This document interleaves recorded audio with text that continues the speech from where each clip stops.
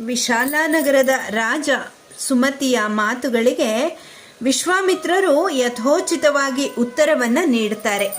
ಪರಸ್ಪರ ಕುಶಲ ಪ್ರಶ್ನೆಗಳು, ಗುಣಕಥನಗಳು ಆದ ನಂತರ ಸುಮತಿ ರಾಜ ಪುನಃ ವಿಶ್ವಾಮಿತ್ರರನ್ನ ಪ್ರಶ್ನಿಸ್ತಾನೆ. ದೇವತೆಗಳ ಪರಾಕ್ರಮಕ್ಕೆ ಅನುಗುಣವಾದ ಪರಾಕ್ರಮವುಳ್ಳ, ಆನೆಯಂತೆ ಗಂಭೀರ ಗತಿಯುಳ್ಳ, ಸಿಂಹದಂತೆ ಅಪ್ರತಿಹತವಾದಂತಹ ಗಮನವುಳ್ಳ, ಹುಲಿಯಂತೆ ಎದುರಿಸಲು ಅಸಾಧ್ಯರಾದ, ಎತ್ತಿನಂತೆ ಉನ್ನತವಾದ ಹೆಗಲುಗಳುಳ್ಳ ವೀರರಾದ, ಪದ್ಮಪತ್ರದಂತೆ ವಿಶಾಲವಾದ ಕಣ್ಣುಗಳುಳ್ಳ, ಖಡ್ಗವನ್ನು ಧನುಸ್ಸು ಬತ್ತಳಿಕೆಗಳನ್ನು ಧರಿಸಿರುವ, ಅಶ್ವಿನಿ ದೇವತೆಗಳಿಗೆ ಅನುರೂಪವಾದ ರೂಪ ಅತಿಶಯವುಳ್ಳ, ಪ್ರಾಪ್ತ ವಯಸ್ಕರಾಗಿರುವ, ದೇವಲೋಕದಿಂದ ಭೂಲೋಕಕ್ಕೆ ಸ್ವೇಚ್ಛೆಯಿಂದ ಬಂದಿರುವ, ದೇವತೆಗಳೋಪಾದಿಯಲ್ಲಿರುವ ಈ ಇಬ್ಬರು ಸುಕುಮಾರರು ಯಾರು?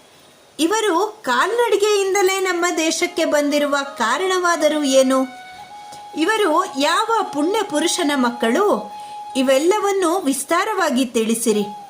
ಸೂರ್ಯ ಚಂದ್ರರು ಆಕಾಶವನ್ನು ಬೆಳಗುವಂತೆ ಇವರು ಇಂದು ನನ್ನ ದೇಶವನ್ನು ಪ್ರಕಾಶಗೊಳಿಸುತ್ತಿದ್ದಾರೆ.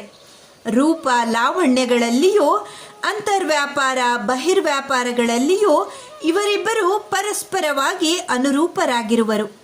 ಶ್ರೇಷ್ಠವಾದ ಧನುರ್ಬಾಣಗಳನ್ನು, ಖಡ್ಗ ಆಯುಧಗಳನ್ನು ಧರಿಸಿರುವ ಈ ಪುರುಷೋತ್ತಮರು ಯಾವ ಕಾರಣದಿಂದ ದುರ್ಗಮವಾದ ಈ ಘೋರವಾದ ಅರಣ್ಯದ ಹಾದಿಯಲ್ಲಿ ನಡೆದು ಬಂದರು? ಈ ವಿಷಯಗಳೆಲ್ಲವನ್ನು ಯಥಾವತ್ತಾಗಿ ವಿಸ್ತಾರವಾಗಿ ತಮ್ಮಿಂದ ತಿಳಿದುಕೊಳ್ಳುವಂತಹ ಆಶಯ ಎಂಬುದಾಗಿ ಸುಮತಿ ರಾಜ ವಿಶ್ವಾಮಿತ್ರರನ್ನ ಪ್ರಶ್ನಿಸ್ತಾನೆ. ಸುಮತಿಯು ಹೇಳಿದ ಆ ಮಾತುಗಳನ್ನು ಕೇಳಿದಂತಹ ವಿಶ್ವಾಮಿತ್ರರು ಬಹಳ ಸಂತುಷ್ಟರಾಗುತ್ತಾರೆ.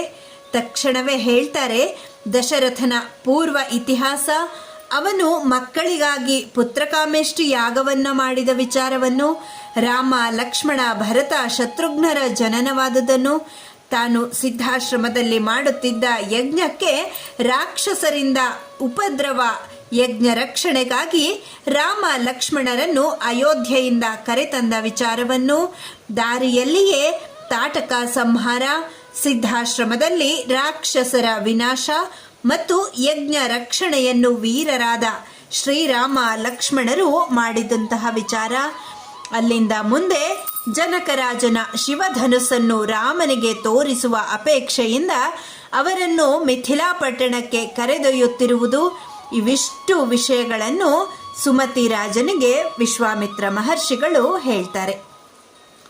ಅವರ ಮಾತುಗಳನ್ನು ಕೇಳಿ ಸುಮತಿಯು ಬಹಳ ಸಂತುಷ್ಟನಾಗಿ, ಸತ್ಕಾರಕ್ಕೆ ಅರ್ಹರು, ಶ್ರೇಷ್ಠರಾದ ಅತಿಥಿಗಳು, ಮಹಾಬಲರು ಆದಂತಹ ದಶರಥನ ಆ ಇಬ್ಬರು ಮಕ್ಕಳನ್ನು ಯಥಾವಿಧಿಯಾಗಿ ಸತ್ಕಾರ ಮಾಡುತ್ತಾನೆ. ಸುಮತಿಯ ಅಮೋಘವಾದ ಸತ್ಕಾರವನ್ನು ಪಡೆದ ನಂತರ ರಾಮ ಲಕ್ಷ್ಮಣರು ಆ ರಾಜನ ಅರಮನೆಯಲ್ಲಿ ಆ ಒಂದು ರಾತ್ರಿ ತಂಗಿದ್ದು, ಬೆಳಗಾಗುತ್ತಿದ್ದಂತೆಯೇ ನಿತ್ಯ ಕರ್ಮಗಳೆಲ್ಲವನ್ನು ಮುಗಿಸಿ ವಿಶ್ವಾಮಿತ್ರರೊಡನೆ ಮಿಥಿಲಾ ಪಟ್ಟಣಕ್ಕೆ ಹೊರಡುತ್ತಾರೆ. ಮಿಥಿಲಾ ಪಟ್ಟಣವು ಸಮೀಪಕ್ಕೆ ಸಮೀಪಿಸಿತು. ಪಟ್ಟಣದ ಸುಂದರವಾದಂತಹ ಸೌಧಗಳು ಕಾಣ್ತಾ ಇದ್ದಾವೆ. ಜನಕರಾಜನ ಆ ಮಿಥಿಲಾ ಪಟ್ಟಣವನ್ನು ಕಂಡು ವಿಶ್ವಾಮಿತ್ರರೊಡನೆ ಇದ್ದ ಮಹರ್ಷಿಗಳೆಲ್ಲರೂ ಸಾಧು ಸಾಧು ಎಂದು ಪ್ರಶಂಸೆ ಮಾಡ್ತಾ ಇದ್ದಾರೆ. ಆ ಮಹಾನಗರಿಯನ್ನ ದೂರದಿಂದಲೇ ಪ್ರಶಂಸಿಸ್ತಾ ಇದ್ದಾರೆ. ಪಟ್ಟಣಕ್ಕೆ ಹೋಗುವ ಮಾರ್ಗದಲ್ಲಿ ಇದ್ದ ಉಪವನದಲ್ಲಿ ಪುರಾತನವಾದ, ಜನರಹಿತವಾದ, ಆದರೂ ನೋಡಲು ಬಹುರಮ್ಯವಾಗಿದ್ದ ಆಶ್ರಮವೊಂದನ್ನು ಕಂಡು ರಾಮನು ಉತ್ಸುಕತೆಯಿಂದ ವಿಶ್ವಾಮಿತ್ರರನ್ನು ಕೇಳಿದ. ಈ ವನಮಧ್ಯದಲ್ಲಿ ಕಂಗೊಳಿಸುತ್ತಿರುವ ಈ ನಿವಾಸವು ಋಷಿಯ ಆಶ್ರಮದಂತೆಯೇ ಇದೆ. ಆದರೆ ಇಲ್ಲಿ ಯಾವ ಮಹರ್ಷಿಯೂ ಕಾಣುತ್ತಿಲ್ಲ. ಇದು ಹಿಂದೆ ಯಾರ ಆಶ್ರಮವಾಗಿತ್ತು? ಈಗ ಇಲ್ಲಿ ಮುನಿಗಳು ಇಲ್ಲದಿರಲು ಕಾರಣವೇನು? ಇವೆಲ್ಲವನ್ನು ವಿವರವಾಗಿ ತಿಳಿದುಕೊಳ್ಳಲು ನಾನು ಬಯಸುತ್ತೇನೆ ಎಂಬುದಾಗಿ ಕೇಳ್ತಾನೆ ಶ್ರೀರಾಮ. ವಾಕ್ಯ ವಿಶಾರದರಾದ ಮಹಾಮುನಿಗಳಾದ ವಿಶ್ವಾಮಿತ್ರರು ರಾಘವನ ಮಾತುಗಳನ್ನು ಕೇಳಿ ಪ್ರತ್ಯುತ್ತರವನ್ನು ನೀಡಲಿಕ್ಕೆ ಮುಂದಾಗ್ತಾರೆ. ನೀನು ಕೇಳಿದ ಪ್ರಶ್ನೆಗಳಿಗೆ ವಿವರವಾಗಿಯೇ ಉತ್ತರಿಸುತ್ತೇನೆ.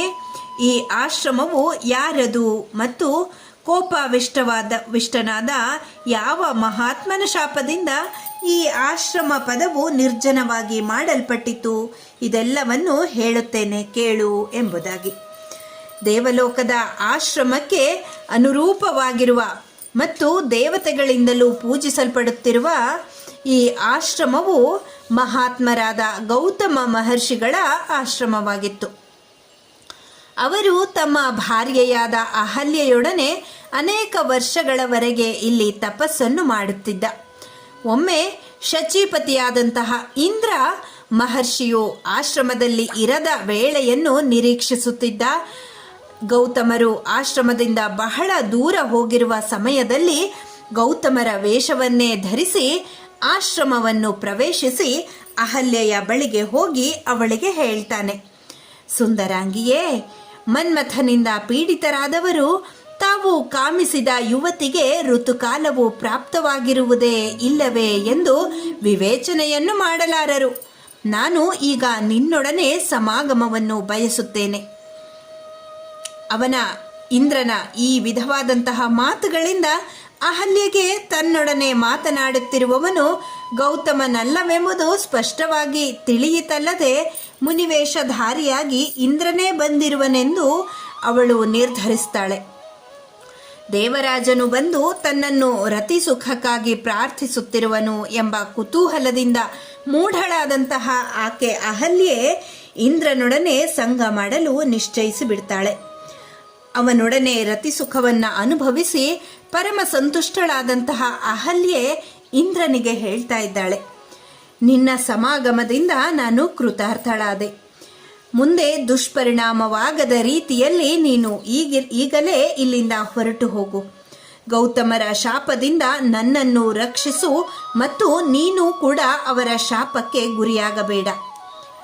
ಆಗ ಇಂದ್ರ ನಗುತ್ತಾ ಹೇಳ್ತಾನೆ, ನೀನು ನನ್ನ ಪ್ರಾರ್ಥನೆಯನ್ನು ಅಂಗೀಕರಿಸಿ ನನ್ನೊಡನೆ ಸಮಾಗಮ ಮಾಡಿದುದಕ್ಕಾಗಿ ನಾನು ಕೂಡ ಬಹಳ ಸಂತುಷ್ಟನಾಗಿದ್ದೇನೆ. ನಾನು ಇನ್ನು ಬಂದ ಹಾಗೆಯೇ ಹೊರಟು ಹೋಗುತ್ತೇನೆ. ಇಂದ್ರ ಅಹಲ್ಯೆಗೆ ಹೀಗೆ ಹೇಳಿ ಆಶ್ರಮದಿಂದ ಹೊರಗಡೆ ಬರ್ತಾನೆ. ಭೀತನಾಗಿ ಗೌತಮರು ಎಲ್ಲಿ ಬಂದು ಬಿಡುತ್ತಾರೋ ಎಂಬಂತಹ ಅವಸರದಿಂದಲೇ ಇಂದ್ರ ಆಶ್ರಮದಿಂದ ಹೊರಟ ವೇಳೆಗೆ ಸರಿಯಾಗಿಯೇ ಗೌತಮರು ಆಶ್ರಮವನ್ನು ಪ್ರವೇಶಿಸುತ್ತಿದ್ದುದನ್ನು ಕಂಡು ನಡುಗಿ ಬಿಡ್ತಾನೆ ಇಂದ್ರ. ಗೌತಮರಾದರೋ ಅವರು ಸಾಮಾನ್ಯರಲ್ಲ. ದಾನವರುಗಳಿಂದಲೂ ಜಯಿಸಲಿಕ್ಕೆ ಅಸಾಧ್ಯರಾದವರು. ತಪೋಬಲದಿಂದ ಸಂಪನ್ನರಾದವರು ಗೌತಮರು. ಆಗ ಗೌತಮರು ತೀರ್ಥೋದಕದಲ್ಲಿ ಮಿಂದು ಶುಚಿಯಾಗಿ ಬರುತ್ತಿದ್ದರು. ಯಜ್ಞೇಶ್ವರನಂತೆಯೇ ದೇದೀಪ್ಯಮಾನವಾದ ತೇಜಸ್ಸಿನಿಂದ ಕೂಡಿದ್ದರು. ಸಮಿತ್ ಕುಶಗಳನ್ನು ಕೈಯಲ್ಲಿ ಹಿಡಿದಿದ್ದರು. ಮೈಗೆಲ್ಲ ಭಸ್ಮವನ್ನು ಲೇಪಿಸಿಕೊಂಡು ಮತ್ತೊಬ್ಬ ಶಿವನಂತೆಯೇ ಕಂಗೊಳಿಸುತ್ತಿದ್ದರು. ಅಂತಹ ಮಹಾಮಹಿಮರಾದ ಗೌತಮರು ಎದುರಾಗಿ ಬಂದು ತನ್ನ ಮುಂದೆ ನಿಂತೊಡನೆಯೇ ಸುರಪತಿಯು ನಡುಗಿ ಹೋಗಿಬಿಟ್ಟ. ಮುಖವು ವಿವರಣವಾಯಿತು. ಮುನಿವೇಷಧರನಾದ ದುಷ್ಕಾರ್ಯ ಪ್ರವೃತ್ತನಾದ ಇಂದ್ರನನ್ನು ಕಂಡು ಸದ್ವೃತ್ತಿ ಸಂಪನ್ನರಾದ ಗೌತಮರು ಕೋಪಾವಿಷ್ಟರಾಗಿ ಈ ಮಾತನ್ನ ಹೇಳ್ತಾರೆ, ದುರ್ಮತಿಯೇ, ನನ್ನ ರೂಪವನ್ನು ಧರಿಸಿ ನೀನು ಈ ಅಕಾರ್ಯವನ್ನು ಮಾಡಿರುವೆ. ಹಾಗಾಗಿ ನೀನು ಈಗಲೇ ಫಲರಹಿತನಾಗಿ ಬಿಡುತ್ತಿ. ಮಹಾತ್ಮರಾದಂತಹ ಗೌತಮರು ಇಂದ್ರನಿಗೆ ಹೀಗೆ ಶಾಪವನ್ನು ಕೊಟ್ಟ ತಕ್ಷಣವೇ ಇಂದ್ರನ ವೃಷಣಗಳೆರಡೂ ಕಳಚಿ ಕೆಳಗೆ ಬಿದ್ದು ಬಿಟ್ಟವು. ಗೌತಮರು ಭಾರ್ಯೆಯಾದ ಅಹಲ್ಯೆಗೂ ಶಾಪವನ್ನು ನೀಡ್ತಾರೆ. ದುರ್ವೃತ್ತಿ ಉಳ್ಳವಳೇ, ನೀನು 1000 ವರ್ಷಗಳ ಕಾಲ ಈ ಉಪವನದಲ್ಲಿಯೇ ಗಾಳಿಯನ್ನೇ ಆಹಾರವನ್ನಾಗಿ ಸೇವಿಸುತ್ತಾ ನಿರಾಹಾರಳಾಗಿ ಪಶ್ಚಾತ್ತಾಪದಿಂದ ತಪಿಸುತ್ತಾ ಭಸ್ಮರಾಶಿಯ ಮೇಲೆ ಮಲಗುತ್ತಾ ಸಕಲ ಪ್ರಾಣಿಗಳಿಗೂ ಅದೃಶ್ಯಳಾಗಿ ಈ ಆಶ್ರಮದಲ್ಲಿ ವಾಸ ಮಾಡುವೆ. ಯಾವಾಗ ಈ ನಿರ್ಜನವಾದ ಘೋರವಾದ ಅರಣ್ಯದಲ್ಲಿರುವ ಈ ಆಶ್ರಮಕ್ಕೆ ದುರ್ಧರ್ಷಣನಾದ ದಶರಥನ ಮಗನಾದಂತಹ ರಾಮನು ಬರುತ್ತಾನೋ ಆಗ ನೀನು ಪೂತಾತ್ಮಳಾಗುವೆ.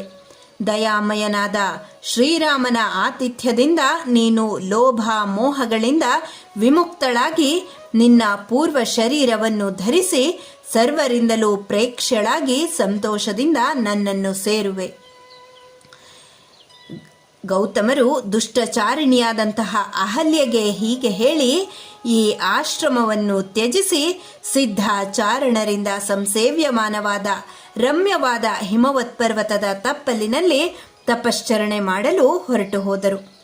ಹೀಗೆ ಈ ಕಥೆಯನ್ನ ವಿಶ್ವಾಮಿತ್ರ ಮಹರ್ಷಿಗಳು ಶ್ರೀರಾಮಚಂದ್ರನಿಗೆ ತಿಳಿಸ್ತಾ ಇದ್ದಾರೆ.